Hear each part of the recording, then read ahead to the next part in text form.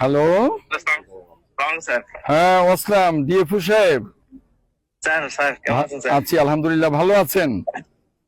আছি স্যার আলহামদুলিল্লাহ স্যার। আচ্ছা, তাহলে নিশ্চয়ই আমি ভালো থাকি, আমার সখীপুরবাসী ভালো থাকে, তাও নিশ্চয়ই চান। স্যার অবশ্যই স্যার অবশ্যই স্যার। আচ্ছা। আমি স্যার নতুন দায়িত্ব গ্রহণ করছি স্যার। জি, আমি শুনেছি। দায়িত্ব নিলাম। আমি শুনেছি। আপনার বাড়ি কোথায়? আমার বাড়ি স্যার হচ্ছে চট্টগ্রামে স্যার, হাটহাজারী থানা। আচ্ছা, হাটহাজারী। আচ্ছা, খুশি হলাম। আপনার নাম কি? স্যার আমার নাম হচ্ছে মোহাম্মদ নাজমুল আলম স্যার, আমি 38তম বিসিএস এর সদস্য। থ্যাংক ইউ আলম সাহেব। এই যে আমার নির্বাচনী এলাকা বগা, সখীপুরের বহেরাতল ইউনিয়নের বহেরাতল রেঞ্জে এখানে একটা টিনের দোকান ছিল, স্টল। সেই স্টলের এখানে আপনার রেঞ্জার ইমরান সে টাকা নিয়ে, আমার লোকদের কাছ থেকে টাকা নিয়ে, এর মধ্যে কিছু দালালও আছে, তাদের কাছ থেকে তারা টাকা ভাগাভাগি করে টাকা নিয়ে এখানে একটা ঘর দেওয়ার অনুমতি দিয়েছিল। সেই হয়তোবা একটু বড় করে দিয়েছে, আগে ছোট ছিল, আমি কিছুই জানতাম না।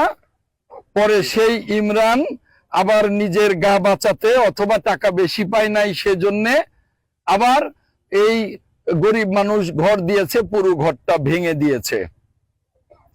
তো কাজেই সবার আগে আমি, এই যে আমার সামনে কিন্তু শত শত, আমি কিন্তু এখানে কথা বলছি, আপনার কথাও সবাই শুনছে, শত শত এখানে ভদ্র মহিলা ভদ্রলোক, এখানে আমি এই যে বগা যেখানে ঘরটা ভেঙে দিয়েছে হলুদিয়া চালা, এখানে আপনি 24 ঘন্টার মধ্যে এই ইমরানকে এখান থেকে ট্রান্সফার করবেন।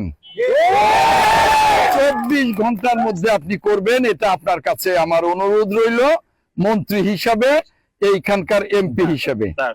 আর দ্বিতীয়ত হলো, এইখানে যাকে নতুন করে দেবেন তাকে বলে দেবেন যে আমি যতদিন ইনশাল্লাহ এমপি আছি, আমার এলাকার মানুষকে আমি হয়রানি হতে দেব না, হয়রানি করতে দেব না, এটা পরিষ্কার করে দেবেন।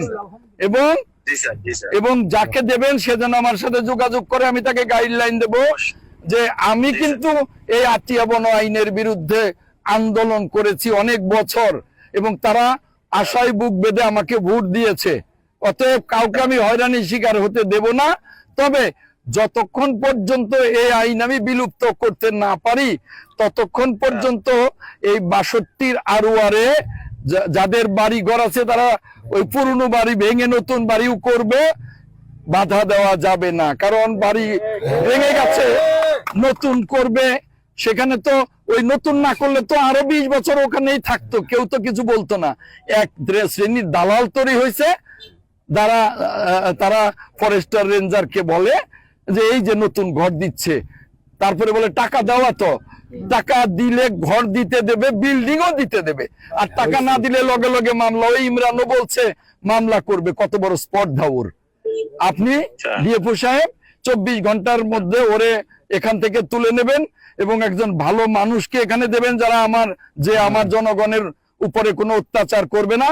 আর আমার সাথে যোগাযোগ করতে বলবেন, আমার ইউএনও প্রশাসনের সাথে যোগাযোগ করতে বলবেন, আমি প্রয়োজনীয় নির্দেশনা দেব, যাতে করে আমার জনগণ যাতে হয়রানির শিকার না হয়, নির্যাতনের শিকার না হয়। থ্যাংক ইউ ডিএফও সাহেব।